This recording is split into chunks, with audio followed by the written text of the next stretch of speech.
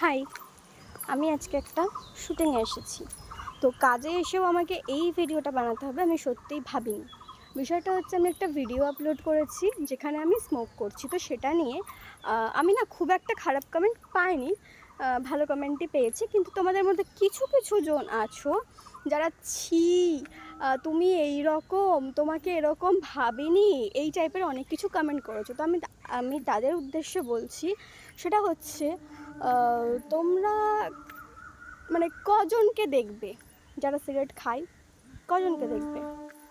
আমার যে সিগারেটটা আমি খাচ্ছিলাম, আমি জানি না তোমরা বিষয়টা লক্ষ্য করেছো কি না, সেটা কিন্তু মেয়েদেরই ব্র্যান্ড, মানে সেটা তৈরি করা হয়েছে মেয়েদের জন্য। তাহলে যখন একটা ব্র্যান্ড আলাদা করে মেয়েদের জন্য কিছু তৈরি করছে, তার মানে সেটা মেয়েরা ইউজ করে।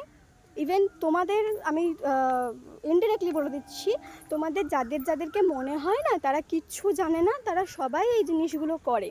তো এমন কিছু বড় ব্যাপার না। আর অবভিয়াসলি আমি যেই ইন্ডাস্ট্রিতে আছি সেই ইন্ডাস্ট্রিতে তো মানে রাস্তাঘাটে যারা আর কি বক্স অফিস আর্টিস্ট, তারা রাস্তাঘাটে স্মোক করে, ড্রিঙ্ক করে, সমস্যা কোথায়?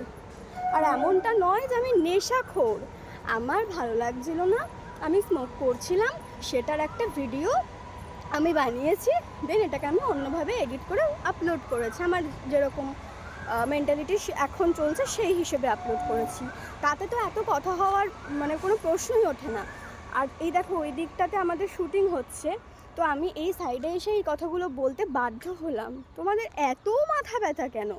আমি যে সব সময় আমি স্মোক করলে যে আমি সব সময় ভিডিওতে এসে দেখাবো বা লাইভে এসে স্মোক করবো সেটা কিন্তু নয়। ইভেন এটাও নয় যে আমি নেশা করি, আমি নেশা ভান করে উল্টে পড়ে থাকি, সেরকমও নয় বিষয়টা। সব কিছুকে না একটু ক্যাজুয়ালি নিতে শেখো তোমরা।